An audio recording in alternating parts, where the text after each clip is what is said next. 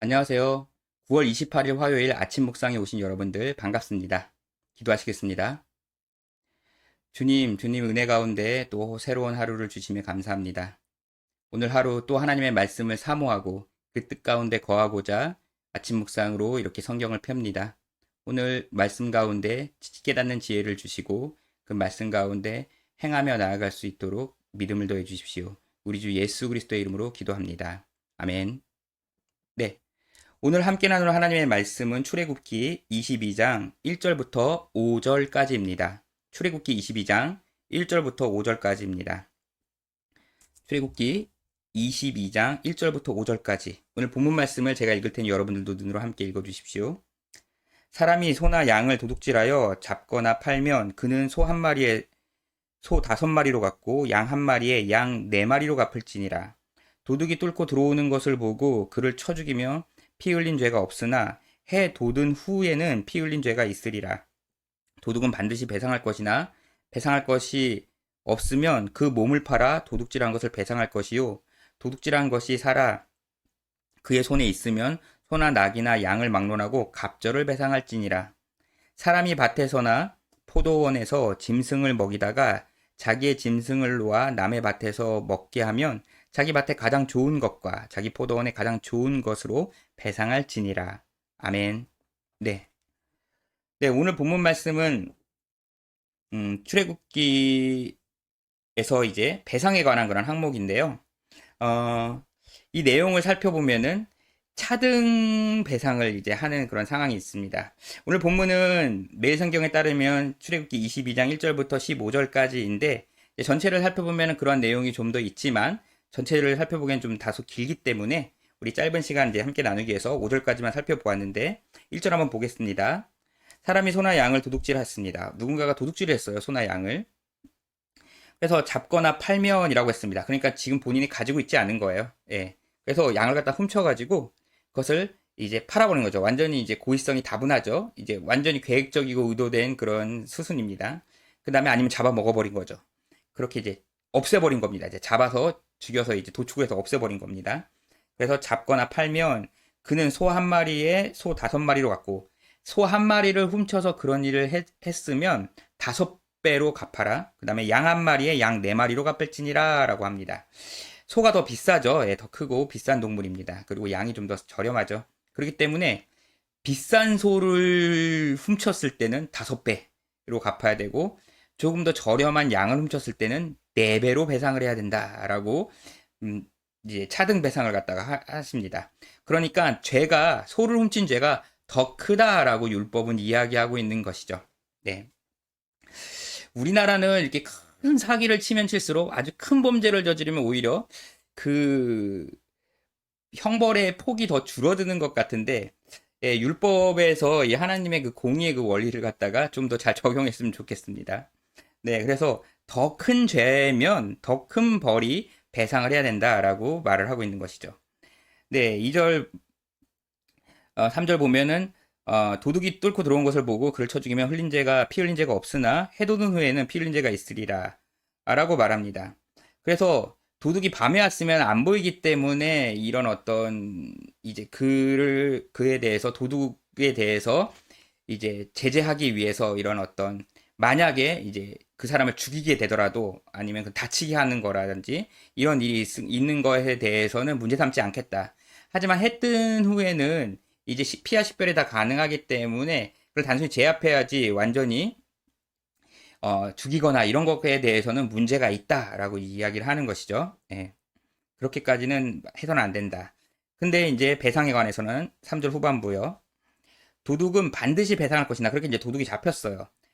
배상할 것이 없으면 그 몸을 팔아서 그 도둑질한 것을 배상할 것이요라고 해서 자기가 종살이를 해서라도 노예로 팔려서라도 이것을 갚아야 된다. 그러니까 반드시 갚아야 된다라고 재산이 아무것도 없어도 갚아야 된다라고 이야기를 하는 것입니다.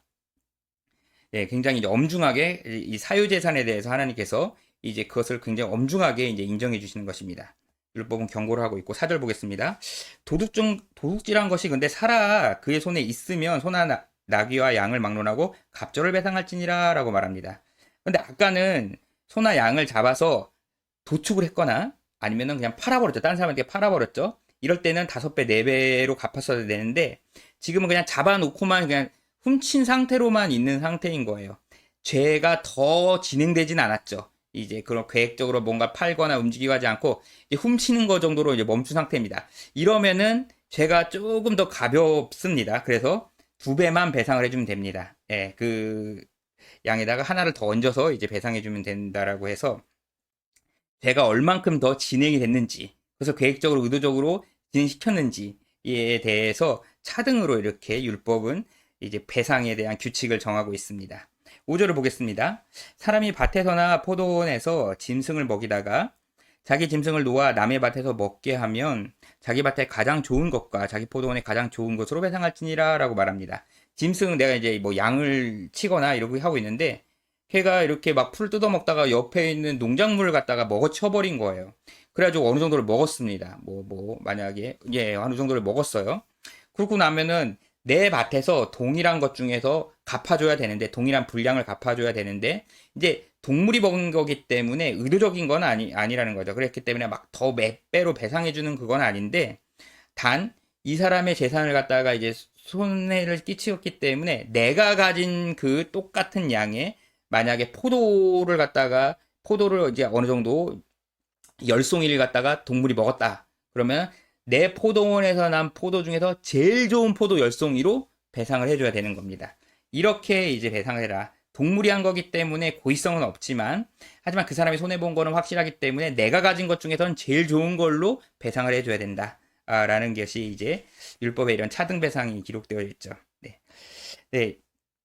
이런 내용을 통해서 우리는 이제 하나님께서 굉장히 섬세하고 굉장히 공정하게, 저는 이 내용들을 보면은 정말 지혜롭다, 맞다 라고 생각되는 그런 내용들이 너무나 많이 있습니다. 그렇게 이제 율법이 그렇게 설명을 해주고 있습니다.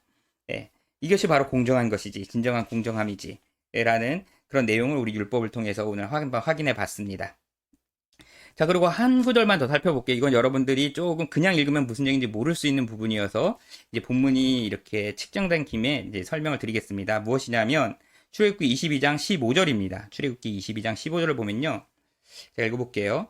그 임자가 그것과 함께 있었으면 배상하지 아니할지니라. 만일 새 낸 것이면 새로 족하니라 라는 내용이 있습니다. 근데 이게 지금 무슨 상황이냐면 14절에 보면은 만약에 이제 무언가를 빌려왔어요. 예, 만약에 동물이나 이런 것들은 내가 하여튼 뭔가 쓰임새가 있어가지고 빌려온 상태가 됐습니다. 이제 뭐 동물일 수도 있고 아니면 먹는 식량일 수도 있고 빌려왔는데, 이제 뭐 양이나 이런 것들을 이제 빌려온 상태인데 그 빌려온 거가 이제 문제가 생긴 거예요. 문제가 생겼으면은 그것을 갖다 빌려왔는데 뭐 양이 죽거나 뭐 다치거나 뭐 이렇게 됐으면 이제 배상을 해줘야 되는 거죠. 예, 그건 당연히 있어야 된다라는 게 14절의 내용이고요. 그런데 그 임자가 그것과 함께 있었으면 배상하지 아니할지니라라고 말합니다. 그래서 같이 양을 돌보고 있는데 그 양의 주인이 같이 있는 상태라면은 배상해 줄 필요는 없다. 빌려오긴 했지만 그 주인도 그 책임을 가지고 있기 때문에 양이 죽거나 다치거나 한 그거에 대해 책임을 가지고 있기 때문에 내가 배상해 줄 필요는 없다라는 내용이고, 근데 이제 후반부에 이게 지금 무슨 얘기인지 잘 모르겠습니다. 뭐냐면 만일 세를 낸 것이면 세로 족하니라. 그래서 세금을 낸 거라면은 세금으로 그냥 된다라는 얘기입니다. 그래서 이게 지금 뜬금없이 이게 무슨 얘기냐라고 이제 좀 헷갈리는 부분입니다. 그냥 읽어서는 무슨 얘기인지 잘 모르는 형태로 번역이 되었기 때문에 제가 설명을 드리면요. 이게 무엇이냐면 만약에 세금이라고 이렇게 세라고 번역이 되어져 있는데 이게 고용된 사람의 것이라는 얘기입니다. 고용된 사람의 것이면 그러니까 임금입니다. 예, 고용된 사람의 것이면 고용된 사람의 임금으로 계산해서 주어야 된다라는 겁니다. 그러니까 내가 이제 고용인으로서 이제 이 양은 나를 양치는 그런 사람에게 줘야 될 몫인 거예요. 이제 일정 기간 나한테 일을 해주고 나면 줘야 될 그 양인데 이 양이 이제 손상을 가게 되면은 야, 그 양은 너한테 준 거였었는데 이거 지금 문제가 생겼으니까 나는 너한테 다 지급한 거야. 그렇기 때문에 나는 이제 지급할 필요가 없어라고 주인이 발뺌을 한다라는 거죠. 근데 그거는 아니고 고용된 사람의 그 몫이었는데 그 양이 이제 죽어버리는 상태가 되면은 그것에 대한 대가는 치러야 된다. 그러니까 새 양을 주던가 아니면 그것에 대한 돈으로 그 가치를 갖다 보상해 줘야 된다. 라는 내용이 이제 15절 후반부에 있는 세를 낸 것이라면 그 세로 족하다. 그것으로 갚아 주어라. 임금을 고용된 사람의 임금이었다면 그것이 임금은 지불해 줘야 된다라는 내용인 것이죠. 네. 그래서 율법에 있는 내용들을 이제 오늘 살펴보았습니다. 자, 오늘 본문의 내용으로 과 함께 자, 우리가 기도를 나눴으면 합니다. 무엇이냐면요. 우리가 손해를 끼치는 그런 일들을 안 사는 것을 우리면 좋겠죠. 하지만 자이든 타이든 고의성이 있으면 하나님께 회개해야 되고요. 그렇지 않음에도 불구하고 이런 손해를 끼치는 그런 일들이 우리 인생살이 속에 발생할 수 있습니다. 그런 가운데서 이제 율법의 이런 원리에 하나님의 뜻을 깨달아 우리가 공정하게 하나님의 뜻 가운데서 그런 배상의 그런 원리에 따라서 우리가 배상할 수 있는 그런 지혜를 가질 수 있도록 그리고 우리가 그런 삶을 살도록 그렇게 기도해 주시고요. 그 다음에 이제 가정 대신방이 이제 진행되고 있습니다. 이 가운데서 주님께서 그 가정 대신방 가정 처처마다 함께 해주시고 주님께서 주시는 위로와 회복의 은혜가 함께 그 가정에 있기를 기도해 주시길 바랍니다. 함께 기도하시겠습니다. 주님, 오늘 율법에 있는 내용 가운데 하나님의 공정하심과 공평하심을 보았습니다. 하나님의 뜻을 이 가운데 배워 우리 가운데 우리가 사회 속에서 이런 지금 시대의 삶 속에서 찌들어져 버린 그런 왜곡된 어떤 공정함에 대한 내용이 있다면 율법 가운데에서 하나님의 뜻을 발견하고 배워나가길 원합니다. 저희들에게 지혜를 더하여 주시옵소서. 또한 우리가 평생의 삶 가운데 다른 이들에게 손해를 끼치지 않고 또 고의적으로 또 손상하는 그런 일들은 없기를 주님께 간구합니다. 하지만 피치 못하게 그런 사건이 발생한다고 했을 때 하나님께서 주시는 그런 공평함의 지혜를 가지고 그런 문제들을 잘 해결해 나가고 배상해 나갈 수 있도록 저희들에게 지혜를 주십시오. 또 바랐고 원하는 것은 우리 가정 대신방 기간 가운데 주님 가정 곳곳마다 우리 담임 목사님, 사모님 함께 이렇게 움직여 나갈 때 주의 종이 함께 사역하고 나아갈 때 주님께서 함께 해주시고 각 가정에 큰 위로와 주님께서 주시는 회복의 역사가 일어나길 원합니다.